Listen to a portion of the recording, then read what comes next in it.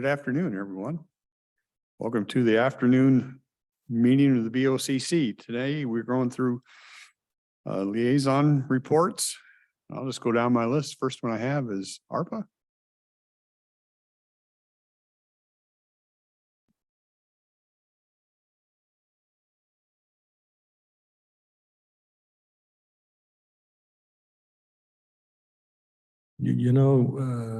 Mr. Chairman, for me, ARPA has always been the Advanced Research Projects Agency. And they're the ones who actually began the internet, or I should say, the ubiquitous nature was taken over commercially. But before that, You mean the group that Al Gore put together? I beg your pardon? The group that Al Gore put together. with Oh, the yes, Internet of course. Thank Yes. you.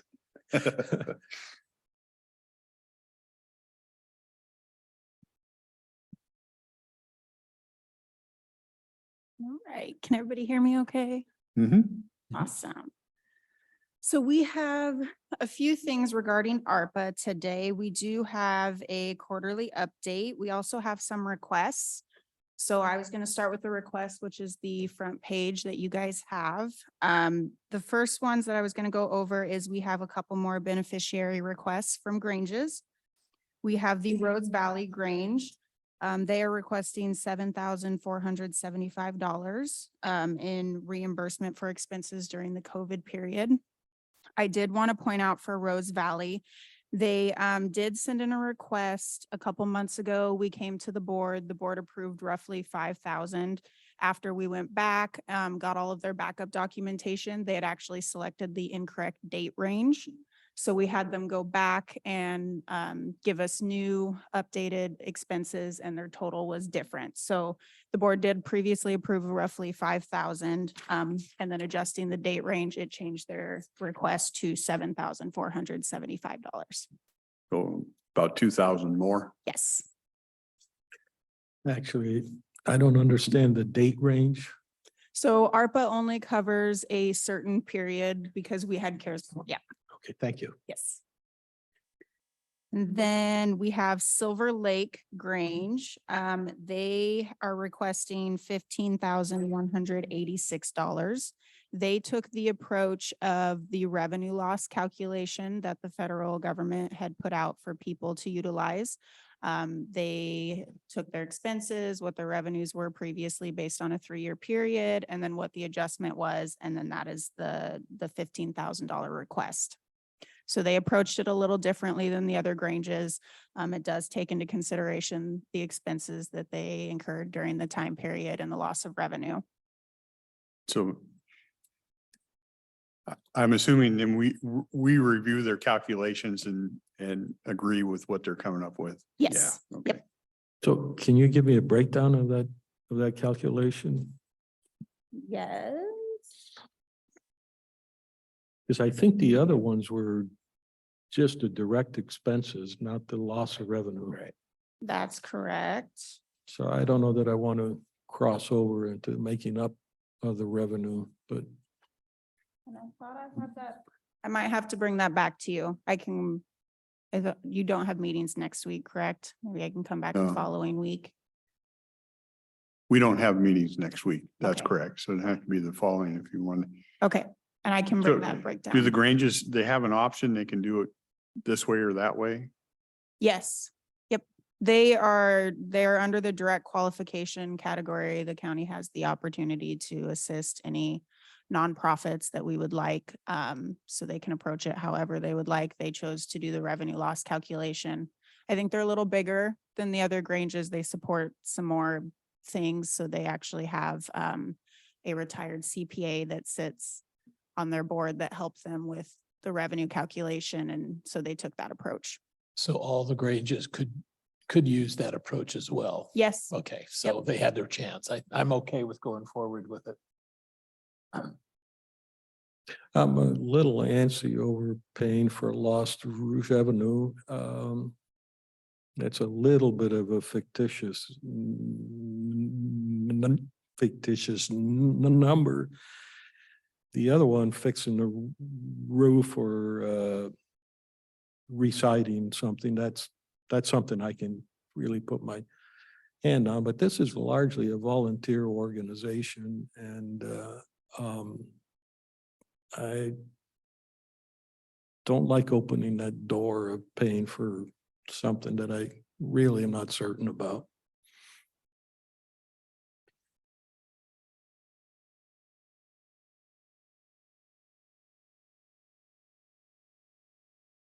What if they're, yeah. I get the hesitation. I guess I'm probably okay with, it's not like they're come back, it's for a set time frame, so they're not gonna be able to come back. And Rose Valley then won't see that this got this and come back for an adjustment. I mean, they kind of chose what they How do you want. know that? I mean, they could, but they would still have to request it from the board. And then the only thing that I would present to the board is, just Rose Valley as an example. Let's say they did that calculation and the calculation came back as 8,000. I would say, well, I would only recommend The difference. the difference between the 7,500 Well, and the 8,000. Well, yeah. I mean, the fact that they had the choice, they made their choices, and I'm Yep. sure they figured out which way was the best, most advantage to them. And they were provided every category under ARPA, what qualifies. All of them were given the same information on what they could do. Commissioner Morton said, I absolutely agree. We shouldn't change the rules after the game starts. Yeah. Right? I don't think we did in this case. They had the rules and they made their choices. So I'm okay going forward with them. They had the benefit of a retired CPA to help them. Mhm. Yeah. I too am okay sticking with it. And I can provide the backup documentation and the calculation. Yeah, to the I board would, as I well. would, I'm still curious. I will do that. So then the next, I have another request on there. Before we talk about that one, I wanted to drop down to a project update for Woodland.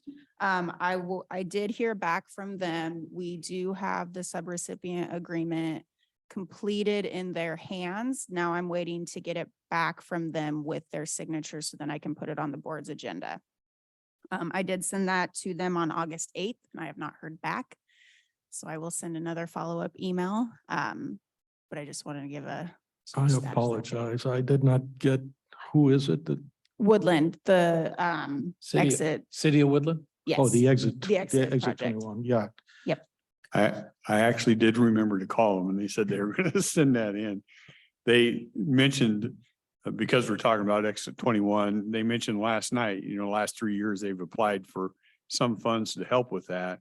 And they were denied again for that. One of the reasons were they didn't have enough match on their part. And I think I got the sense that the impetus for the change in the impact fees was to help them get more Yeah, match. I don't know what's going on there. I know recently the city approved $1 million to study solution for exit 21. It seems like a lot of money to be told you have a problem, but Anyway, I So was my- just my- glad I rememred to call them so I didn't get chastised again. So my Appreciate it. only concern is that has locked up quite a bit of money, 2.5 million or something like that. Yes. And it has to be committed though, by the end of next year. Mhm. These construction projects, I mean, they take a long time. I'm worried that we might be left with that money left unspent because there's. we'll use it. To know. Yeah. But it's a good point. But Yeah. Does Woodland know that they've got a kind of a practical deadline and, Yes, okay. Yep. you've only told them half a dozen times. yes. Yeah. Give or take, maybe a little more. Yeah. I think they had a milestone to reach for funding and they were not very far off, like how Mhm. much off? $500,000? I'm not positive. But I heard that as well. I wasn't given specific numbers though. Yeah, so the question we need to tackle is, do we want to? Oh, it is on. Exit 21 is a problem. Yeah, If it's $500,000 that they need in order to proceed, is that something we'd be willing to throw into the pot. If that's the only blockade moving forward, I think we should consider that pretty strongly, yeah. Yeah, I agree. If Think you have about- the money, Huh? if you have the money. Right. Exit 21 is one of those things that actually affects everybody in the county. So I'm not quite as tight there. So is that something you would find out? If we have that much left or what they're needing to meet their matches. What they're needing? I can find out. Okay,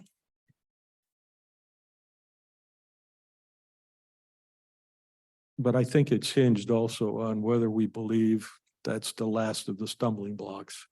Yeah, exactly, because as Commissioner Weber alluded to, I don't want to come in on all that and then it just gets lost.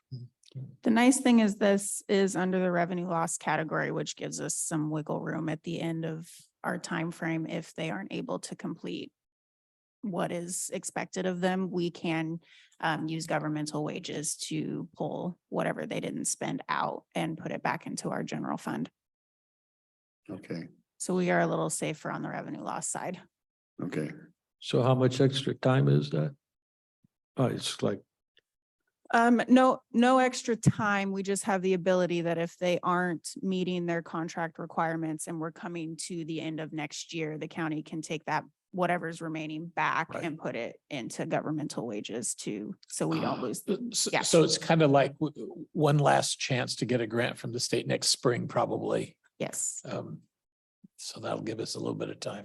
that's the good news and the bad news. The bad news, is it doesn't inspire any confidence that Exit 21 will be dealt with.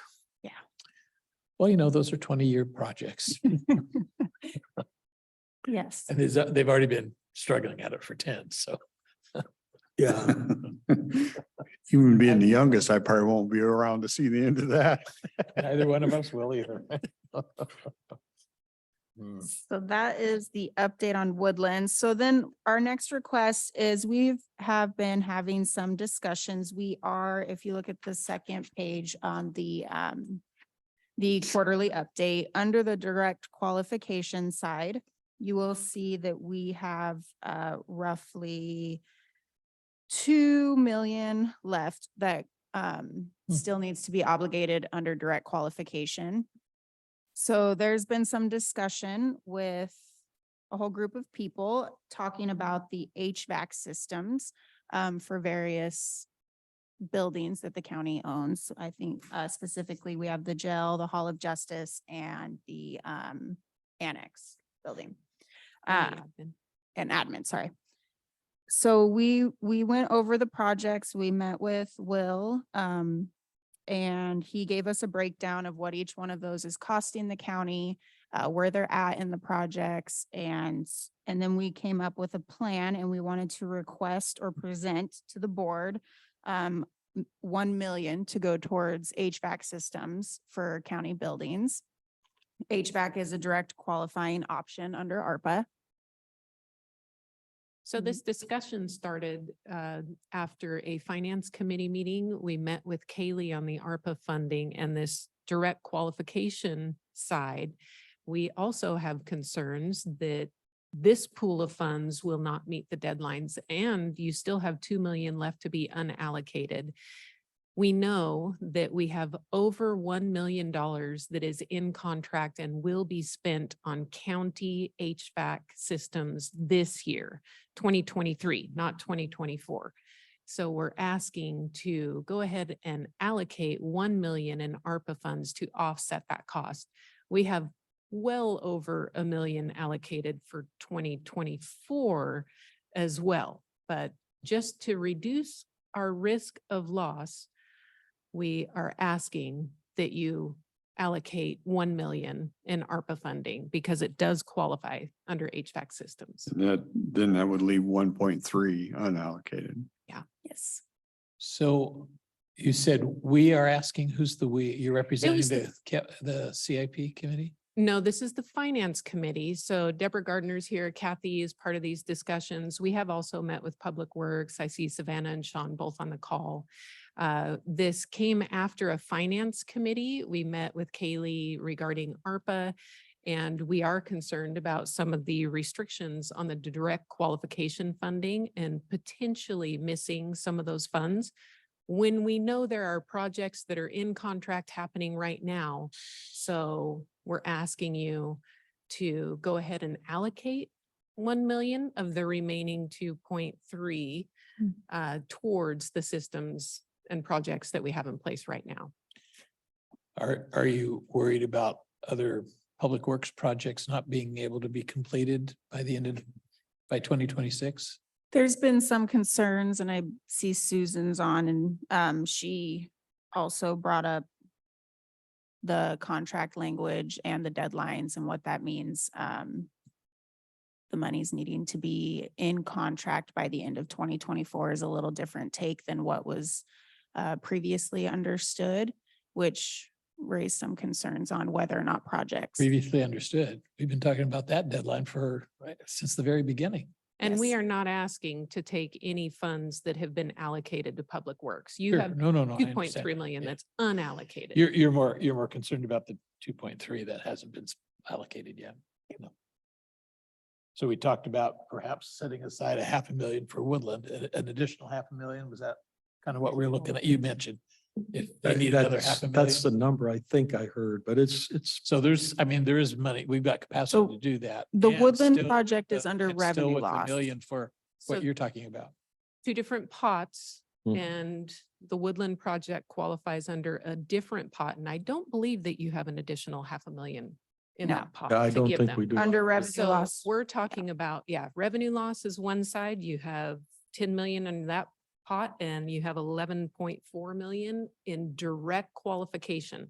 And we're saying that you have, the county right now is spending over $1 million on HVAC systems that do qualify in this pot this year.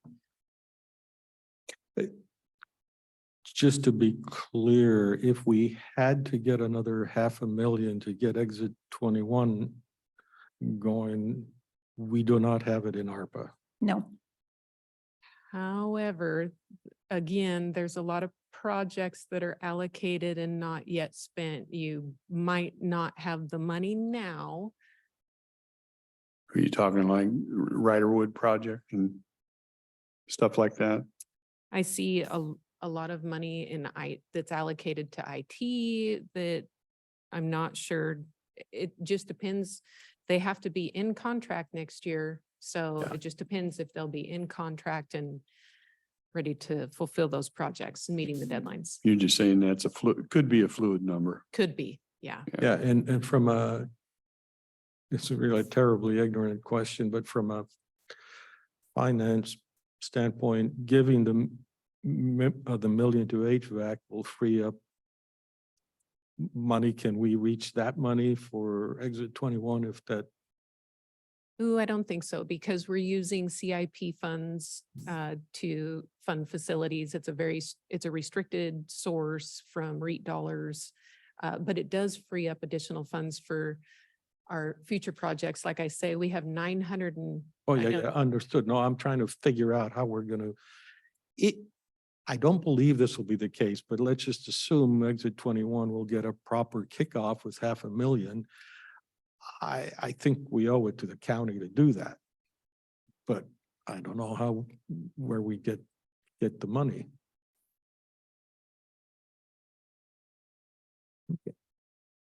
Yeah. I mean, ARPA has 272,000 roughly left in revenue loss, get you a little over halfway there. And I mean, like Carolyn said, come end of 2024, truing up these numbers, there may actually be more left Okay. over than what we see. Well, I don't have a whole lot of heartburn with this I'm idea. okay Are with you it. guys okay with that? Yeah, Yeah. a lot of HVAC, but that's a different question. Yeah. And I appreciate that you're doing this. My pleasure. So I did notice that South Clover Park was listed in two different categories. Yes. Why wouldn't it So, completely fit under direct obligation?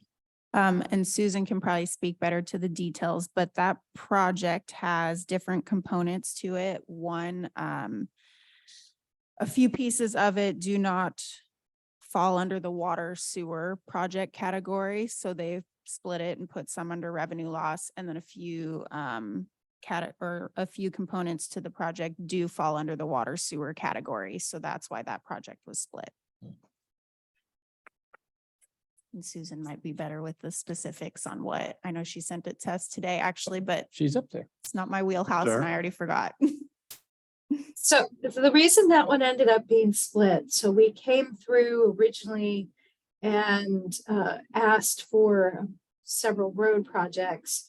And then we found out that that fund, because it cannot be from the infrastructure fund, was over allocated. And about a month later, the decision came out with the ARPA funds to allow for stormwater to be included. So we had money taken away from our original allocation. And as part of the Cloverdale project, there are two very large culverts being replaced. And so to make up the difference from what was unallocated from that project, we're taking it from the infrastructure allocation because it can be applied to the storm. So that is the only reason why that is from two different categories.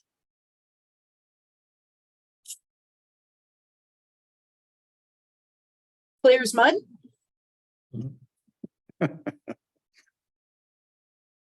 So the $1.6 million is for stormwater projects. And the remainder is for pavement.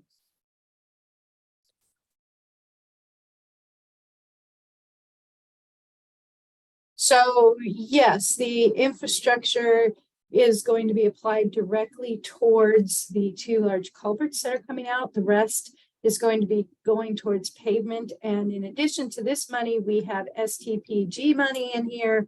We have CRAB money in here. This is a very large, this is like a $5 or $6 million project that I was cobbling funds together to make up the entire project cost. But if we needed to come up with some more money for exit 21, the department has reserves that could cover that still, right? Reserves to cover our no, we would not have enough money to cover this project without dropping other projects. That's why we asked for the money for these projects.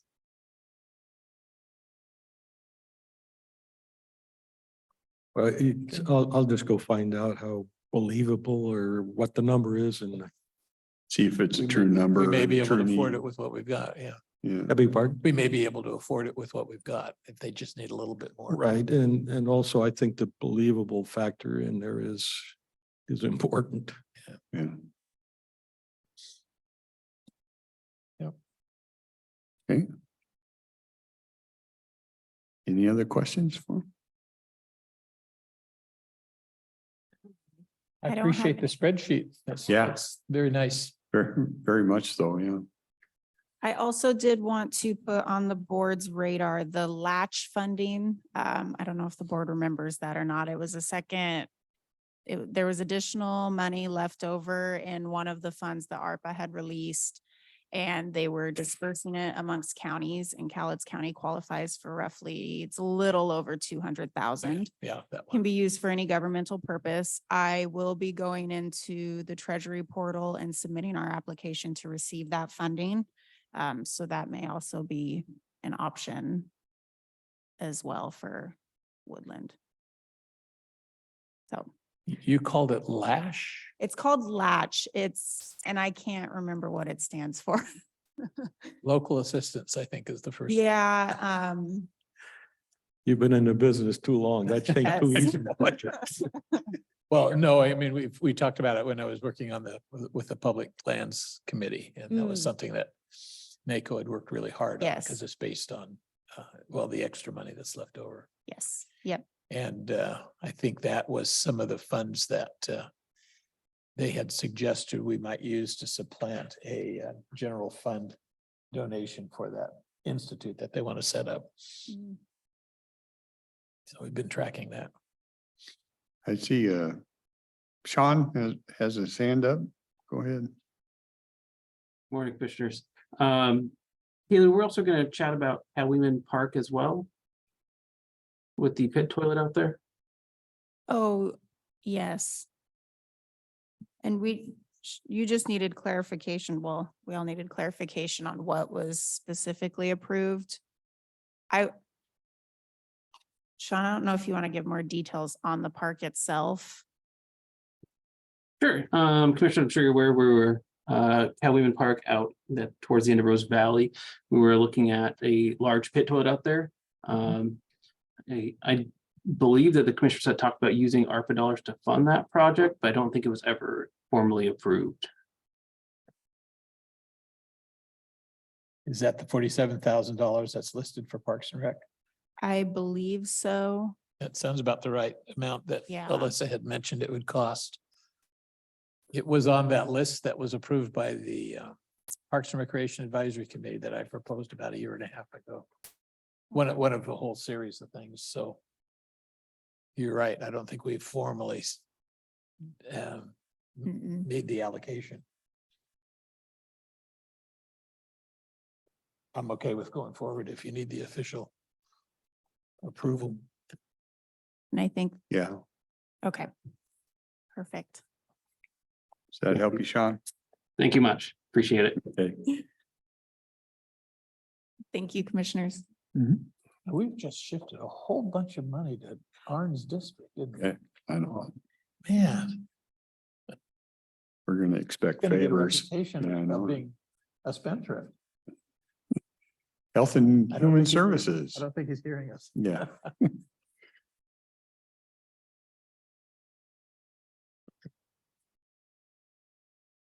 All right.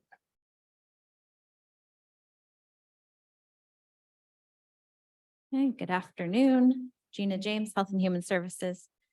I have a couple things on my list, just some updates and upcoming activities going on. This time of year is typically when the state is renewing contracts that fall in the state fiscal year. So we've been watching for those and processing those as we get them. This year has been a little bit different in that they've come fairly late. So the state fiscal year starts July 1. And so we have some contracts that ended the end of June, and we anticipate the new contracts and we sit and patiently wait. We have. So are the providers just taking vacation? They're just waiting for the money, or are they continuing to provide services? Because I know a lot of it is kind of ongoing treatment. Most continue programs. to provide services. They just have to use their own reserves until they get reimbursed. Right. Mm. And typically, for July services, they would submit reimbursement in mid-August. But we're getting to a point where, anyways, so most continue to provide the services and ask me frequently for updates, which is okay. We have received some state contracts, so we are working through those. So we have received our Developmental Disabilities Administration contract. And so we're starting to work through that and get that reviewed and start the pass-through contracts with providers. So that will be coming up for the board. We also have a new contract this year with DVR, the Division of Vocational Rehabilitation Services. We briefly touched on this in the spring in a workshop, and I can send more information out. This is a contract due to some legislation that passed where the state is really wanting to boost transition services for students who are have a developmental disabilities and they're graduating high school and helping to get them hooked up with employment services. And so this work is just for the county to help kind of get that going in the community and get kind of a program implemented. So we have, we just received it yesterday from DVR, that contract. So we're working through that now and looking through that. So you're not going to be doing employment services. You're going to be looking for local providers like Goodwill and other folks who've It done will those kinds be, of things. right, it will be the same employment providers for our adult program that will likely serve these Like students who are LifeWorks transitioning. and right. Goodwill, and there was a third one, wasn't there? Compass. Oh, Compass. Yep, Okay. yep. And employers overload, so All forth. right, okay. Right, so the contract we just received is to help some of our staff time to get the program sort of going and to, there has to be forms created and things like that and get that implementation, get it developed and implemented. So that's the contract that we've received, is to do some of that work at the county level. So that's a new one. We also have received our consolidated homeless grant. So this is a 2-year contract. We submitted the application in the spring. So this is the contract that has the HIN funding, as well as a portion of our document recording fees that are collected locally. There's a portion that gets sent to the state, and then it comes back in the form of a grant. And so this is that grant. The state looks to either work with local governments or contract directly in the community. So those document recording fees are not part of our Correct. funds. Right. Okay. When they get collected here, we keep a portion and another portion goes to the state. Right. And the state sends some of it back in the form of a grant. So that's what that grant is. We are working on, as I mentioned last spring, we submitted the grant application, and we also had issued a request for qualifications. We received 4 responses from that, and we're working with all of the providers on that. We have 2 contracts that we're drafting right now as pass-throughs, and one with CAP and one with the Mediation Center. I know they've been in contact and been talking with the board about that a little bit. So we're working on those 2 contracts and then continuing conversations with the other 2 providers about what that might look like. So. Do you mind telling us who the other providers are? The other Yes. 2? So we received responses also from Community House on Broadway and Kai Rivers Recovery Cafe. So we're kind of talking through, right down here, talking through with them what that might look like and the services they want to provide, and see if it's a good fit and what that might look like. So the contracts that we have drafted now, we're kind of moving those ones forward, but we have some funding that is unallocated still that we could potentially award down the road. So we also have our CJTA contract, or criminal justice treatment account. We just received a draft last week, so we're giving feedback on that, and then we'll be waiting for the final contract. We issued a request for qualifications for that funding as well last spring and received 2 responses, maybe 3. I'll have to go back and look now. 2 of our typical providers responded, the Columbia Wellness and Family Health Center. And then we also got a response from Kai Rivers Recovery Cafe for that funding as well. So we'll be working through that once we get the final contract. Again, the CJTA, that's for working with drug court. Primarily drug court participants to provide substance use treatment and recovery support services for those drug court participants. Yeah. And then the other upcoming contract is Community Development Block Grant, our public services contract. So we originally anticipated an amendment that would extend that, but we're now having to go through the process of a new contract. And so we're working through that. What that means to us is we will have a public hearing that we'll schedule. the public hearing will close out last year's grant and then consider the new year's services. So we've had some conversation with the board about this. This is the grant that historically has gone towards Meals on Wheels. So we'll have a public hearing getting scheduled to discuss those things and get community input. Part of that public hearing will also include a closeout of a separate CDBG grant that we received during COVID. This was late 2020 or early 2021.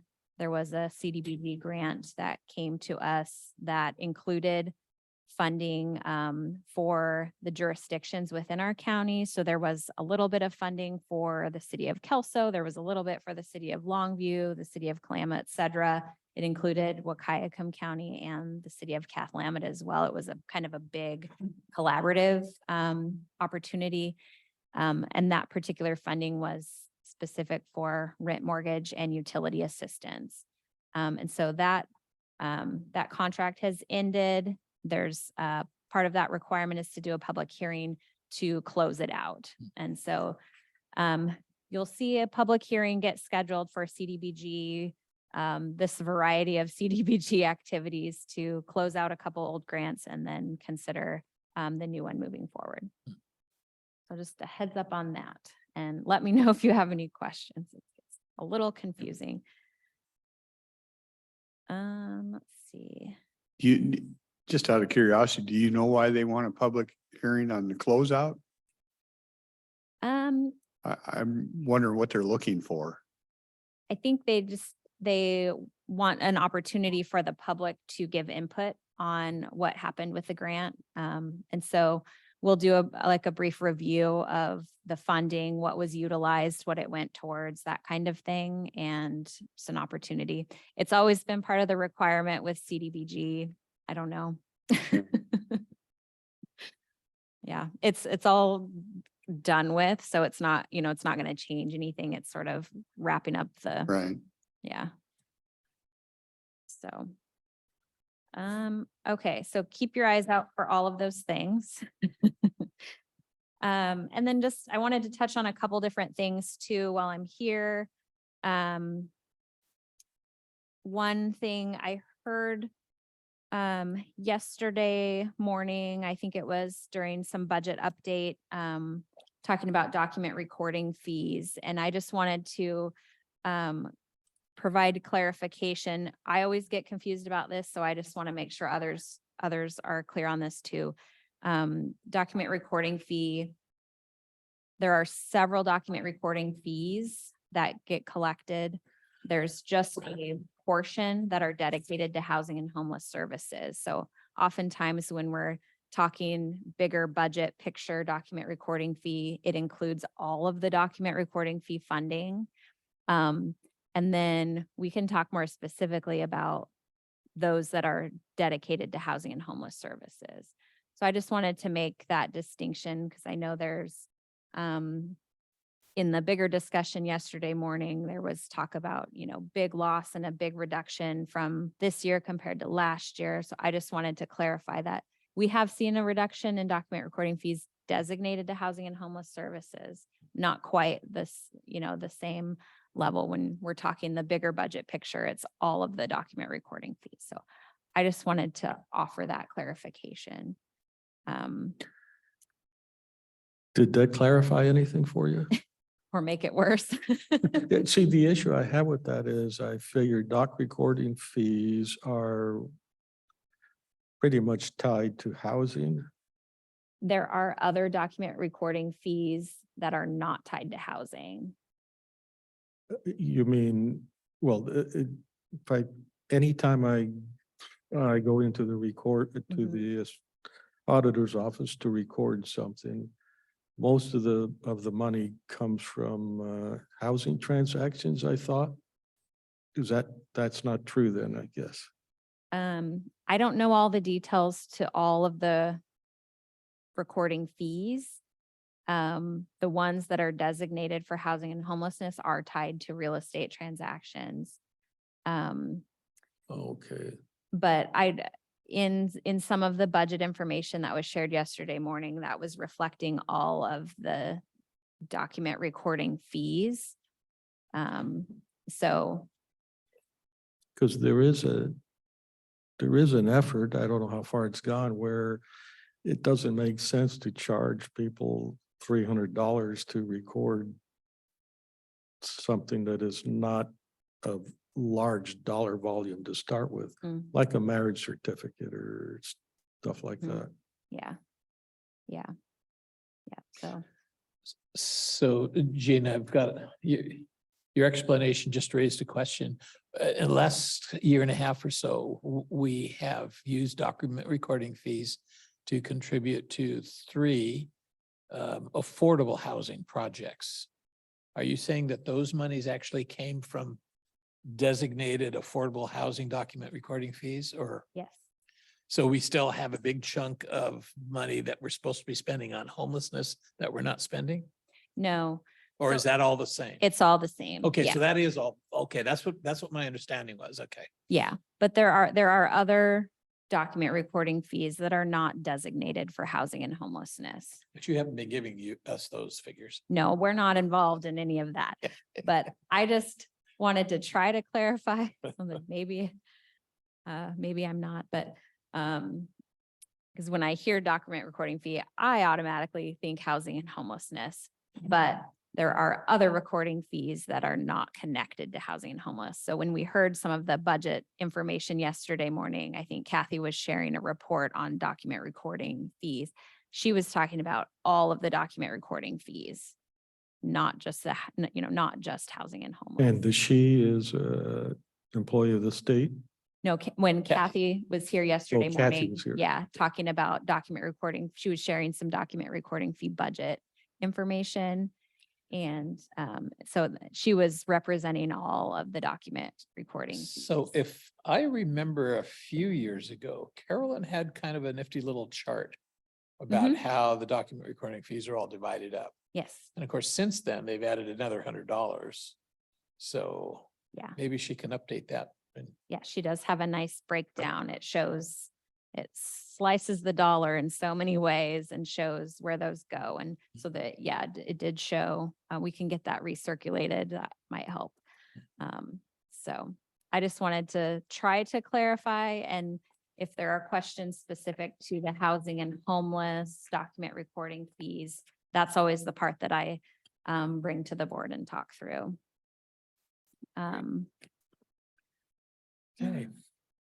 okay. Okay, and I also wanted to touch briefly on 1/10 funding a little bit. I know that the board has been hearing from county departments that receive 1/10 funding, and there will be more discussions coming up as the budget process moves forward. I think in October, there is a 1/10 budget workshop. So there'll be kind of some dedicated time to sit down and talk through what the departments are requesting for the next 2 years. I wanted to pass out we sometimes do these projections with the funding. So I wanted to pass this out really quick.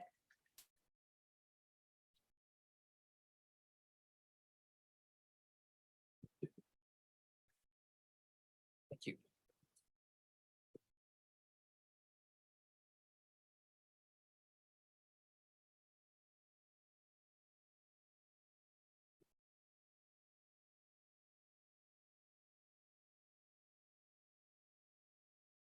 you. We often share where we're at with the funds in terms of the beginning fund balance, what our revenue looks like, the expenditures that the actual expenditures, and then what is either approved in budget is what we put in these spreadsheets. What is in front of you is just a projection if the mental health tax is currently set to sunset in March of 2024. If that sunsets and the revenue stops at that time, this just shows what we have. And if we continue to fund sort of what is currently funded in this year's budget, for example. This shows just kind of how long the funding will last. So I just wanted to give a little bit more information to the board as you're thinking about the tax and what that looks like moving forward, and go into different budget discussions. And certainly if there's other pieces of information that would be helpful as you're thinking through that, please don't hesitate to reach out and Yeah. we can get more information. That is helpful. Thank you. So I'm a little confused about 2026 and the ending fund balance. Almost $7 million, but you're not showing that on the chart. Was that a mistake? So The blue the is supposed to be the beginning fund balance, right? blue is the beginning fund balance, and then it shows no revenue, and then I didn't plug in any. Oh. Digits make, Yeah. decimal points make a difference. Yeah, Never they mind, I figured it out. rounded one number, not the other. Oh, sorry. Oh, I see Oops. that. Yep, sorry about that. Okay, never mind. Decimal there. Yep. The 67 cents. That'll always get you. That's assuming we just continue spending the way we have been, right? Right. Yeah. This just looking at what was approved this year in budget and extending that out. There's a pretty large fund balance in there. So Well, It- I think we just added 87,000 back to the balance. The grant we approved, we accepted today for Marin, and Oh, she mentioned that would, her request that would then lower maybe her request smaller for than. it. it Lower was her asked. request, yeah. right? So basically, Mhm. if we just stayed at our same level, we're good through 2025, assuming these numbers Yeah, we prove did. true. Yeah, yeah. We Well, tried to factor in COLAs and, your kind of typical staff increases, but Right. do you have an escalation there? It's simply based on like your CPI Yeah. estimate? a little bit, I think what we included was just like 2% COLA and then an estimate of step increases for staff, that kind of thing. Yeah. Yeah. Commissioner Weber was giving me a bad time. He said he just wants it to last through 2024.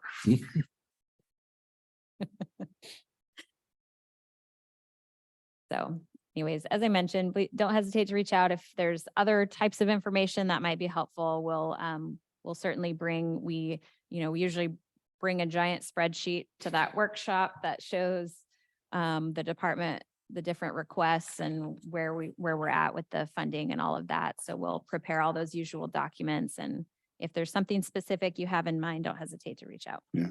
Well, I think that's very helpful because one conversation we had, I think on a Monday or something is if we let that sunset and then we wanted to repurpose it for something else, it actually gives us some time to do that. Mhm. Yeah.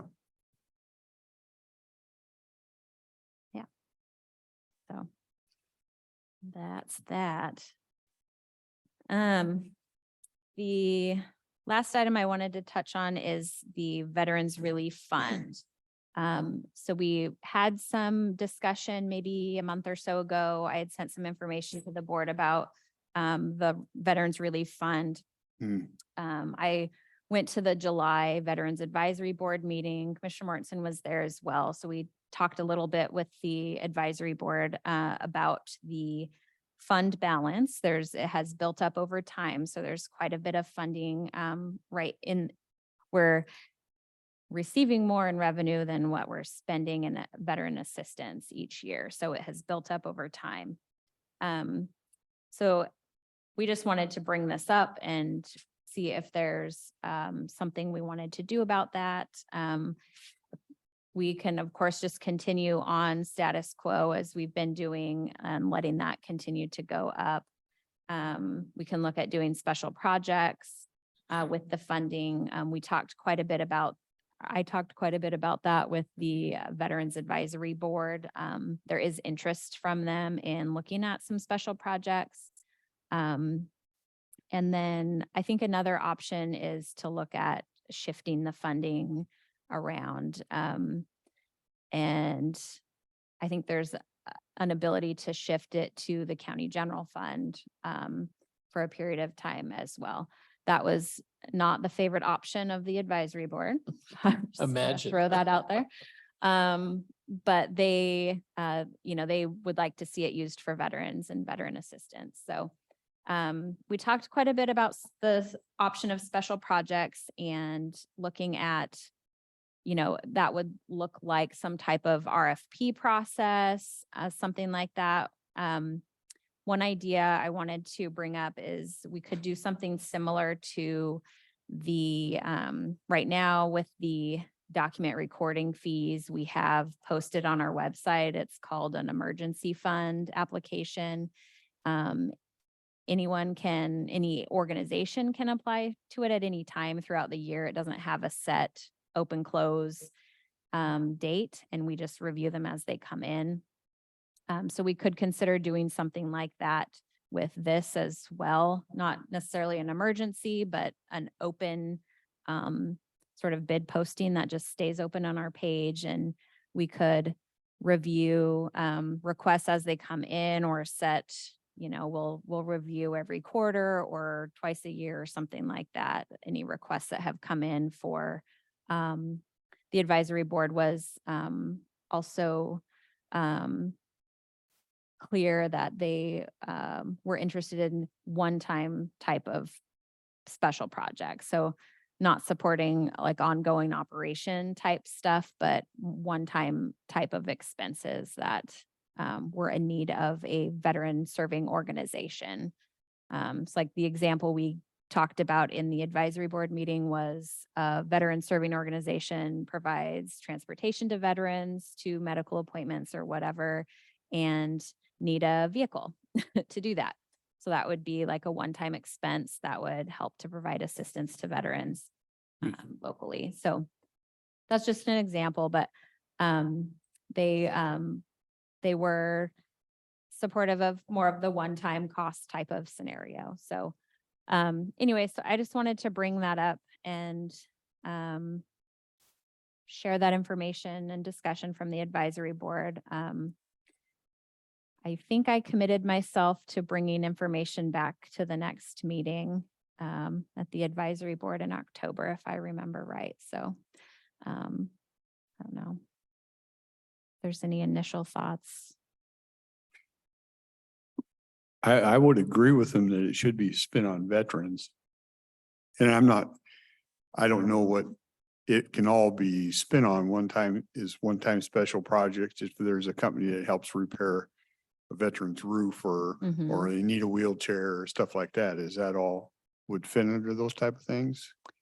I believe so. Yeah. And I think it would be the service organizations applying, and that would Then they would submit. take care of that type of stuff. Yeah, for certain Yeah. projects. Yeah. Are those projects usually means-based, or is it regardless of income? If there's a need, we fix it. There is an income eligibility. Okay. Yeah. They do a very good job of what they do right now, and they interview veterans, and veterans is a catch-all. We tend to think of a veteran as being somebody that got into massive gunfights or something like that, but there are a lot of veterans who served 2 years in Omaha, Nebraska, and I don't know that. One of the things I like about this group is they actually try and separate out people they think are worthy and necessary and need the support versus someone who's just taking advantage of it. That's something we don't find in other areas. I'm surprised that they don't spend everything they have coming in, but that's both to their crew credit. They're pretty tight on their allocations. They just increased the benefits, but like the funeral benefits is up to like $3,000. I think that might be, yeah. And $3,000 today doesn't buy you a funeral. Right. So I'd almost prefer rather than getting involved with third-party contracts or even buying a car, who's gonna maintain it, who's gonna drive it, and it seems like in a good organization, your fellow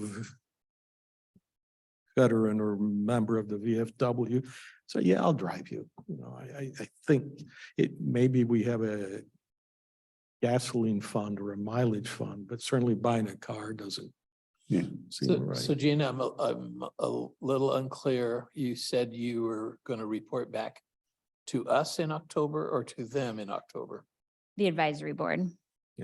about the ideas that we want them to consider? All of the above. All of the above, yeah, Okay. just after having more discussion with the Board of Commissioners and then going back to them.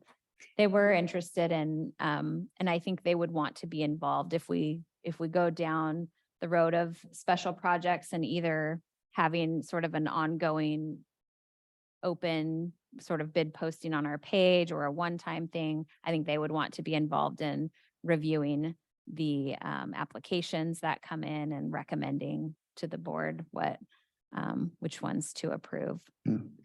Commissioner Mortensen, you suggested maybe they're a little too frugal. They need to expand a little bit to use Some of that. those items, I really don't know the numbers, but yeah, they're very tight. You cannot, I mean, there's some pretty serious constraints on how much they'll help you on your food bill and how often they'll help you on your food Okay. bill, which Mhm. is probably okay because we've got EBT and other programs that come into play. So it's really hard to figure that out.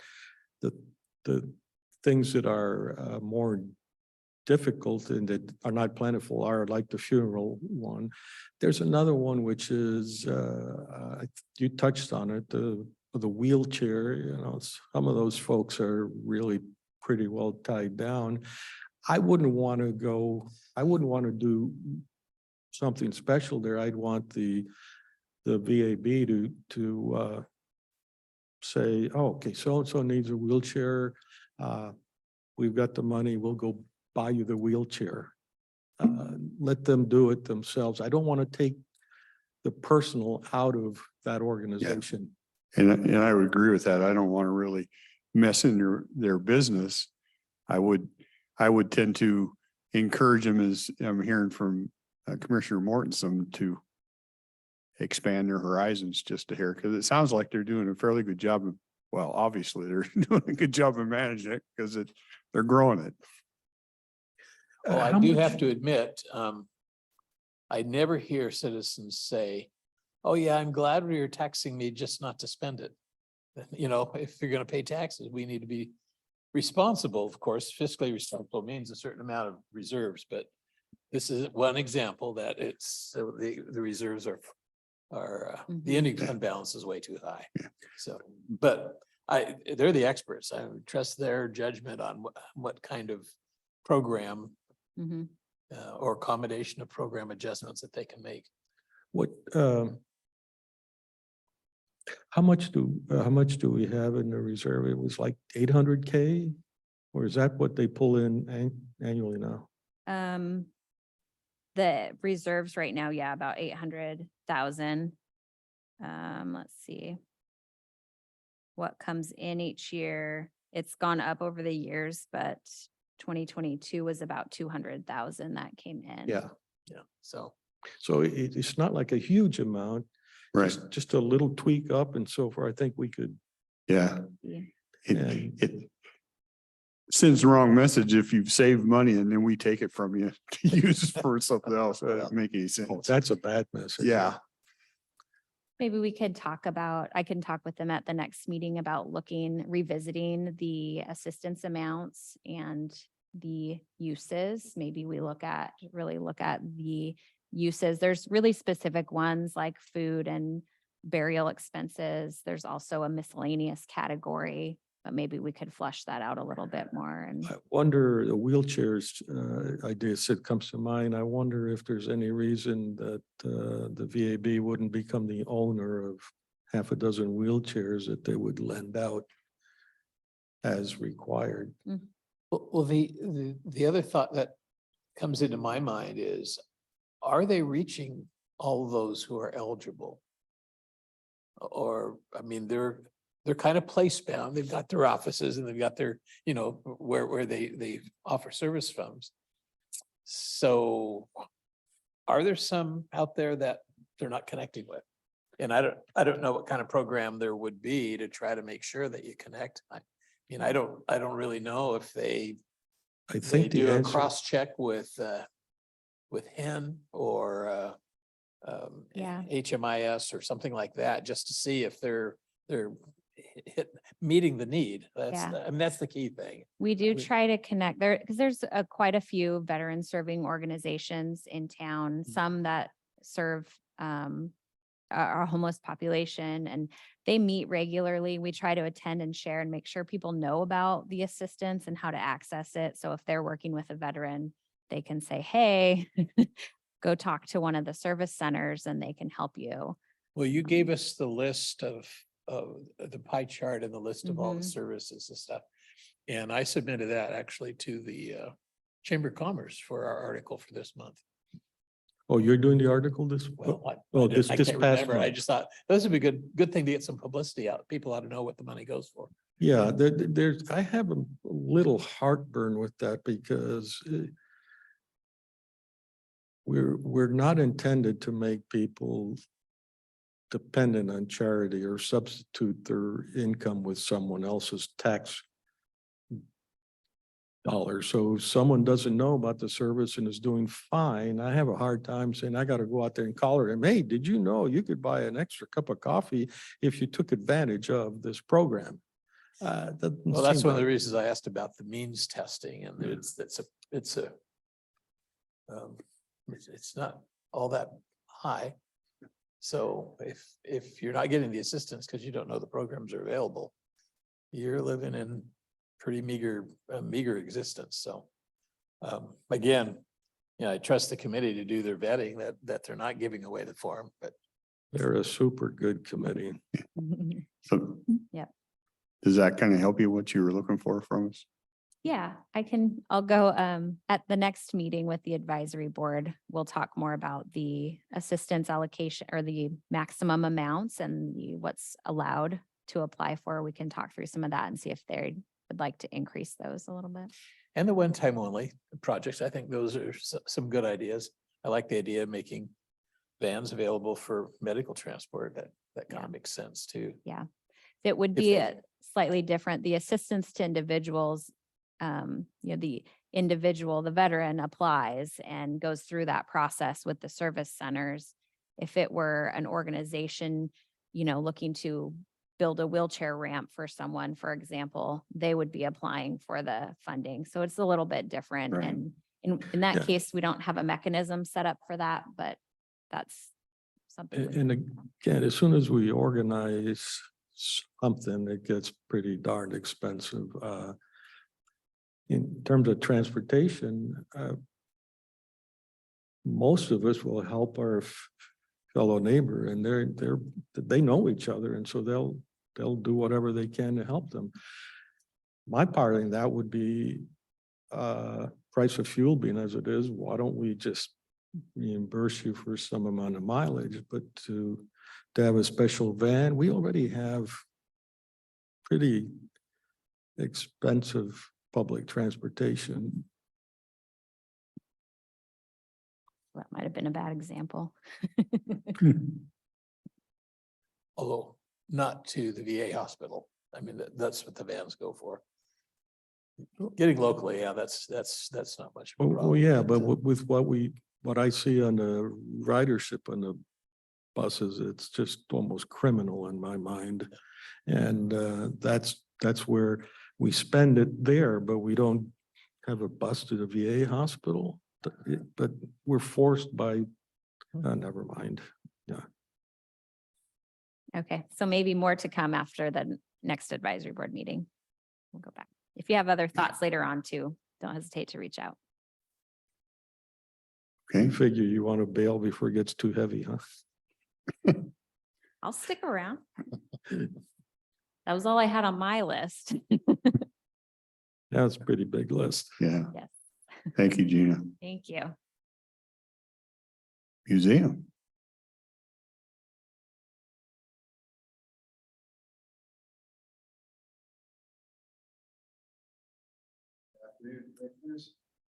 My list is not nearly as long. I don't think your mic is on, is it? There you go. Good afternoon, commissioners. Can you hear me now? Yeah. And who are you? My name is Joseph Govednik. I'm the director of the Cowlitz County Historical Museum.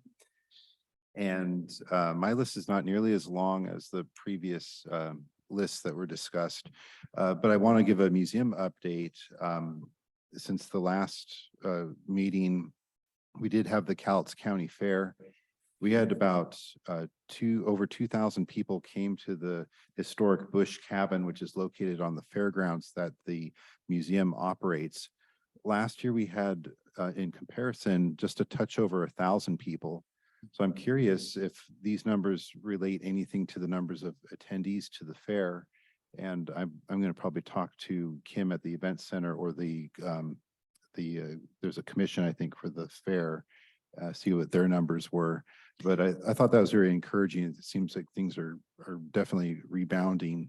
Well, did you have the pie eating contest this time? We didn't have a pie eating contest. We're going to bring it back. And it went This is up. the What does last that year tell we're you? not doing it. I think we're going to do it next year because it Get is those numbers popular. back down. We did have a baking contest that another organization had, but we let them use our space. If you haven't been to the Bush Cabin, one thing nice about it is it's one of the few places in the fairgrounds that is covered with trees and it has lawn. And it's generally cool if it's a really rough summer day. Fortunately, the fair was not too hot this year, although we have experienced some rough weather before in the past. Yeah. We also partnered with the master gardeners who helped decorate the interior of the cabin with farm-based plants to complement the barn to be wild theme at the fair. We had children's crafts, walking stilts, giant Lincoln logs that were on loan from the Children's Discovery Museum, live music from the Cowlitz Valley Old Time Music Association. And one of our local resident historians, Jerry Kelly, has a very popular "What Is It" table featuring old tools and instruments that people today wouldn't really recognize what they are. The "What Is It" component is what is this metal contraption used for? And so the people that would come by were very intrigued with that. We've had that several years now.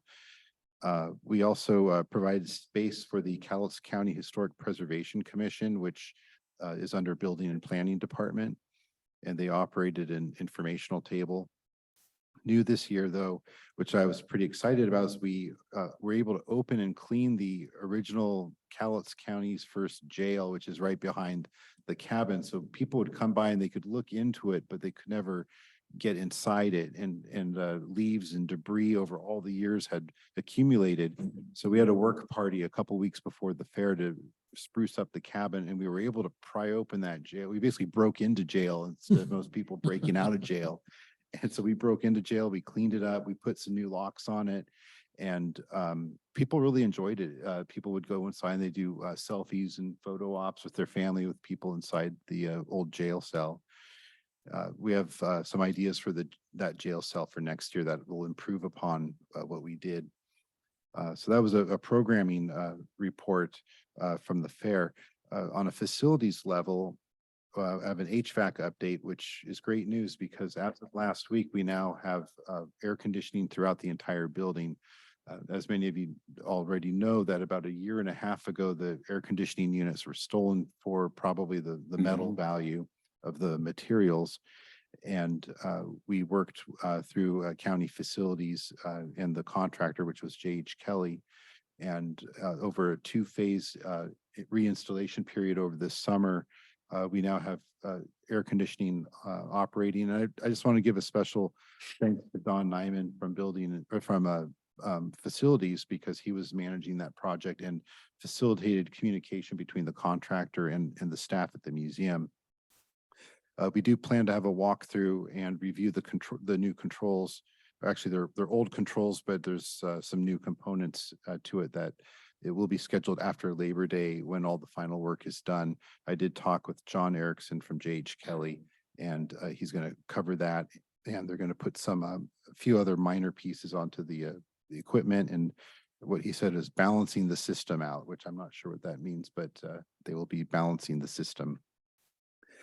We also last week concluded a large collections move from our offsite storage, which was located in the basement of the Merc in downtown Longview. We had been paying rent there for probably Commissioner Weber, you might be able to know this better than me, probably decades, and at least a couple decades. So part of the vision of having the new collection storage shelving in room 10 in our storage on site at the museum was to give more space so we can store these historic artifacts. And we brought in all the items from the Merc, which this is our last month of paying rent there, and we are out of the Merc. Although all the material is in the meeting room right now, it'll take a little bit of time to sort through it. And there's a lot of large items in there that will be, our curator will be eagerly working on. A program that is next planned is our September 1st Thursday program is on September 7th, and it'll be at 6 o'clock. It'll be in partnership with the Longview Public Library. The topic is E.N. Larry, Longview architect and engineer of a century ago, presented by his descendant, Don Larry. And a couple of reasons why we partnered with the Longview Public Library is number one, because construction projects often can go longer than you plan. I didn't know if we would have air conditioning in the meeting room in early September, and that room can get warm as it is when you have a lot of people in there, and early September can be some of the hottest days. So that was one concern. The other one was that it was a natural fit with the Centennial of Longview, and the Longview Library does have the Longview Room, which houses a lot of historic archives for the city of Longview. We felt it was just a natural partnership to have our program at their venue for September. So I hope if you're interested, you could join us at 6 o'clock on September 7th. And then finally, something I wanted to report on at this meeting, but I think I may have to do this next month, or I know I will have to do it next month, is we have an annual report on our education programs that our educator, Danielle Robbins, puts together. She gets that done every August. Unfortunately, this August, she fell very sick, and she's recovering now, but she has a very detailed report of all the education program activities of the previous school year. And she gets those compiled in August because she's up to her eyeballs in fair activities through the end of July. So I look forward to sharing that with you, because the numbers are looking really good, because we were having in 2019, our education programs were just really skyrocketing to the point where we were going to need another educator to help us provide the programs in local schools. And we were having to turn down schools, and then COVID hit, and it just changed everything. And now things are really coming back strongly. So I look forward to sharing some of those numbers with you and comparing some of the differences between this year and previous years in the last few years. And that's all I have to report. And I'm happy to answer any questions if you have any questions. And a totally ugly, mundane comment. You've had problem with homeless camping out there? Yes, so we do have, we're right off of Allen Street. And so we have two areas, the front door and the back door of the museum have kind of a natural privacy barrier with the retaining walls that are there. There's, I mean, I'm speaking quite frankly, we have a lot of drug paraphernalia that we find almost every morning at our back door. The tin foil with all the burn marks all over it. I did put in a request for some security cameras, and I think there was, I think IT was working with that with some other departments to try to put together a bundle order. But yes, we do have occasional encampments. But I will also say though, since the contracted security company was brought on board, they have done a great job clearing the area every morning. And I think only just one time since we brought our security on board have I had to ask anybody to relocate from the back door area. So yeah, that's been going pretty good. But during the weekends and after hours when we don't have security, people do congregate there. We see the evidence every morning, just about. So this is always after hours, right? I believe it's after hours, yes, Yeah. because if So the cameras, I think, may not be as useful as something that makes that place unusable after hours. Mhm. So I don't know if there's a simple device that is motion activated, fairly narrow focus, and it either turns on a sprinkler or just makes a hell of a noise, a shrill noise. I'm Yeah, serious. Yeah, I agree. Yeah.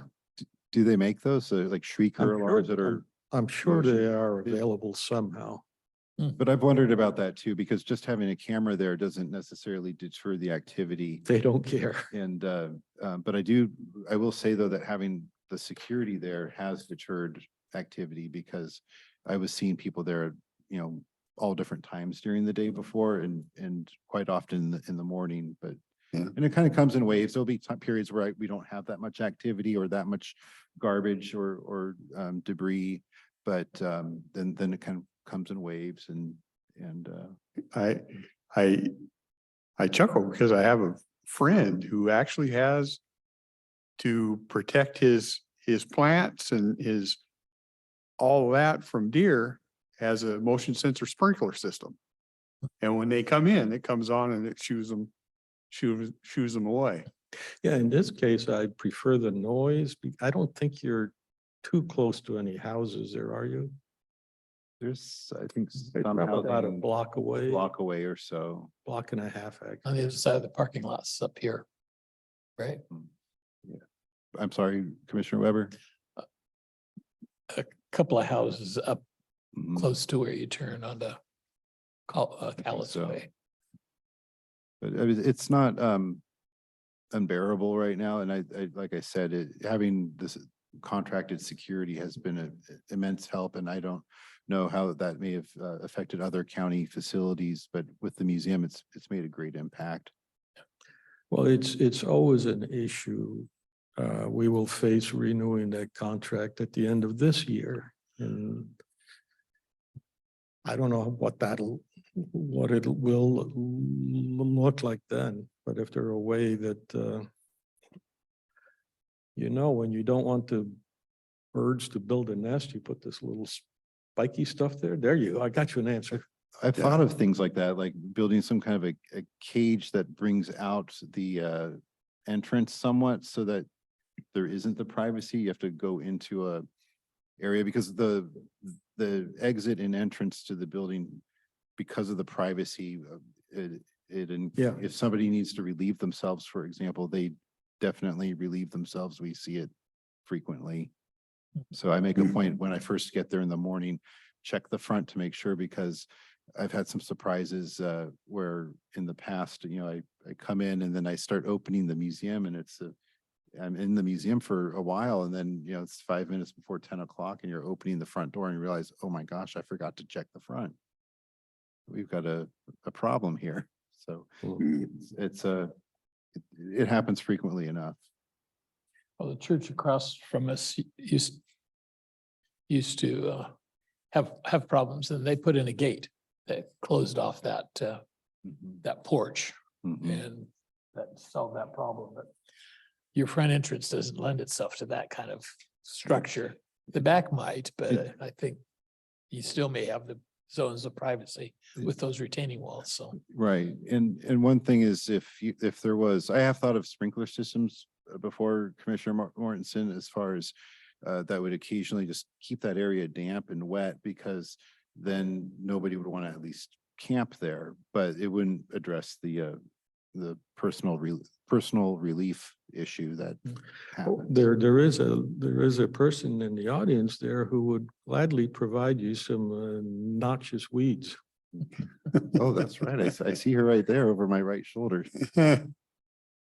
well, he's already got Yeah. Pretty good infestation around the perimeter of the parking lot. It's called English ivy, right? Yeah. It's creeping It's all not over the noxious, museum. but it's invasive. Yeah. You can't get rid of it. I do contact Kim because over at a facilities meeting, a public facilities district meeting there last week, and they had a great year at the fair. They, and I don't recall all the numbers she gave, but it was a good year. Their vendors were very pleased. Quantas, who does the parking out there, said they had a record year. So I think the fair was very well attended and I'll they were share that. very happy with it. So yeah, ask her for the numbers. I'll share that because it'll be neat to see if we're getting this similar kinds of data. Yeah.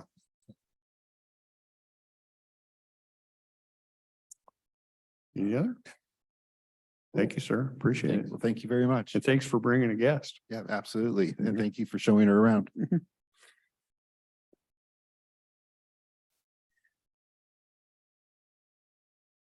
Well, Jennifer, you're the only one I left to see in the audience. Bye-bye.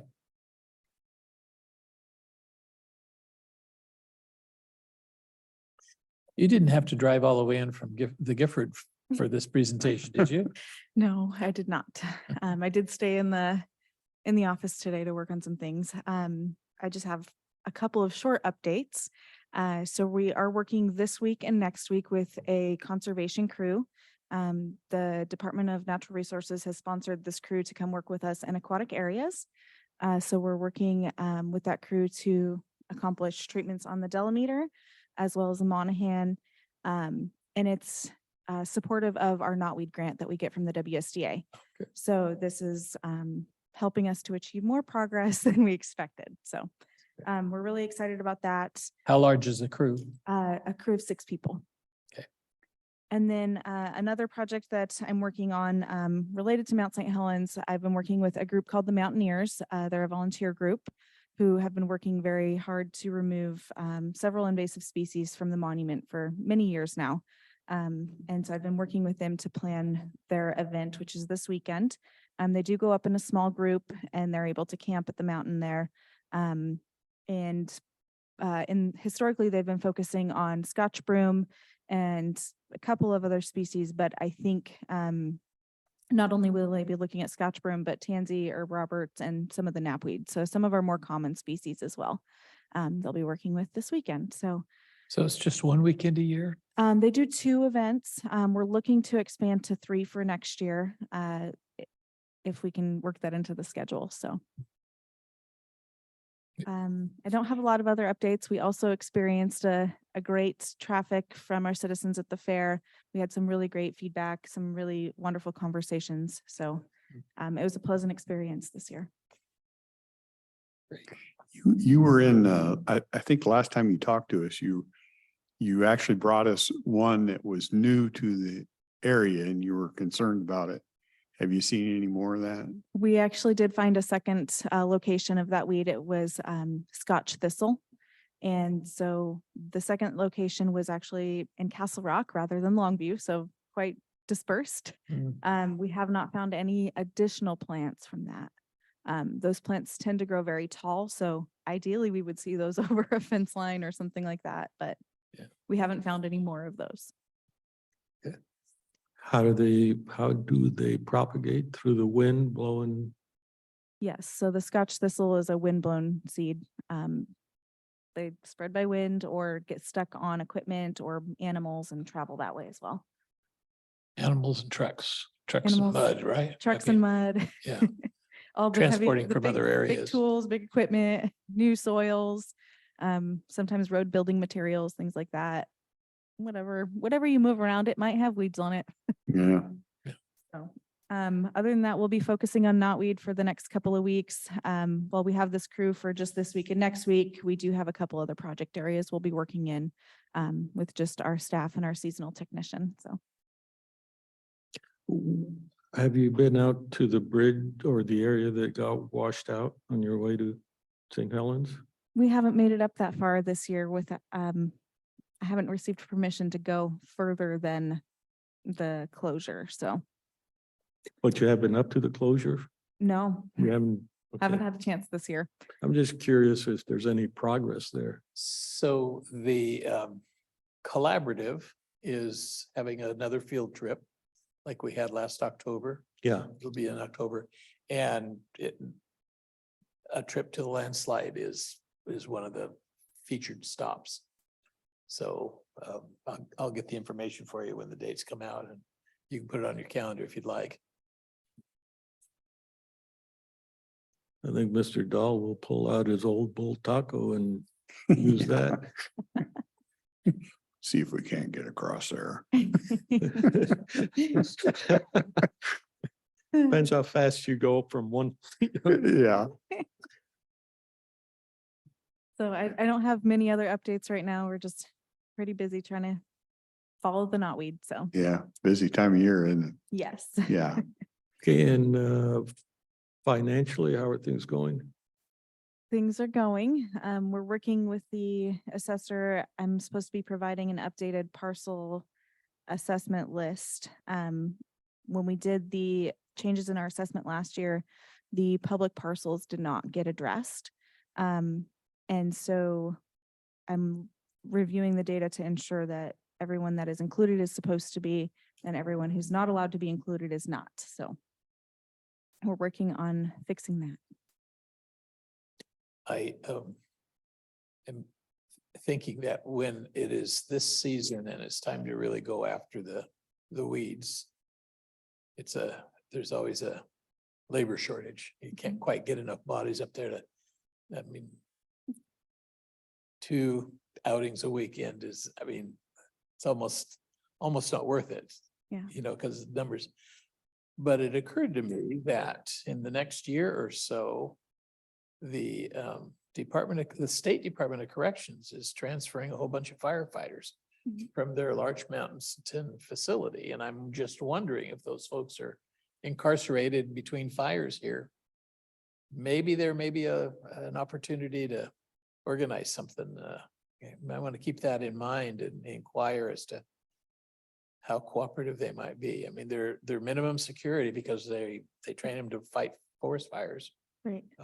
It's They're funny you going to be mention housed that. here, so It's probably funny you 6 mentioned that. probably about 60. I think they said Okay. they were planning to bring 60, right? Hmm? Interesting. So that might be an opportunity. Yeah. A few weeks ago, we were researching the opportunity of working with one of the corrections crews, and I can't recall which organization it was through. But we were looking at trying to get them up to Mt.St.Helens for Scotch burn removal this fall. I haven't set it in stone yet, so Yeah. still exploring that option. But yes, labor shortage is a thing in our department too. Yeah.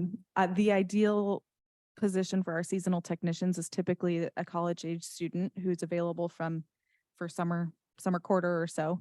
And most of our students have gone back to college now. So we're down to 1 right now. So when you hire college interns, do they get credit because they're doing some research, or it's just you're Not only at doing this slave time. labor? I mean, labor. hard It's labor. just a job at this point. I would be open to if any of the colleges wanted to do credit, I would be open to that opportunity because it is a really great learning opportunity. They learn about the diversity of plants and both good and bad plants. So one of the ideas that is being developed by the Columbia Spirit Lake Collaborative is economic resilience and trying to stimulate job opportunities. And part of that is working with LCC to expand research opportunities on the mountain for all kinds of different things for which you get college credit. They may be somebody that you could work out a work study type opportunity to And that hopefully was get the collaborative you more said? folks. Yeah, the guy at LCC is a guy by the name of Gaither. Okay. Jim, I think it's Jim Gaither, Gaither. And he develops their business development director, something like that. I'll have to That reach might out be to him. another opportunity to Yeah. try to work with them, because I know he's looking for opportunities to get college students out on the slopes. Awesome. That would be good. They could help with plant surveys or things like that to help us prepare for our treatments. And the collaborative, one of the other goals is to help with endangered species. So that Yeah. absolutely is consistent with what you're trying to do. Yeah. Okay. All right. Any other ideas or questions? Nope. All right. Thank you. Awesome. Thank you for your time. Well, Arn said he'd always go out if you invite him, give him enough notice. You know, those the thistles look a lot like artichokes to me. They do have similar qualities. I think it technically is a thistle, isn't it? I can't remember. I'm not sure that I've looked up that information. Mhm. They're very similar. Mhm. Well, thank you. Thank you. Okay, we do have executive session, I think, 10, 15, I think 10 minutes would work. 10 minutes, okay. We will adjourn to that for performance of an employee. The board is extending the executive session for a period of 5 minutes until 3:17 p.m.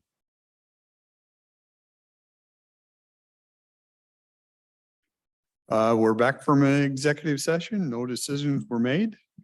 Any final thoughts on miscellaneous, if there is any? Don't see anything. We will adjourn this meeting. Thank you.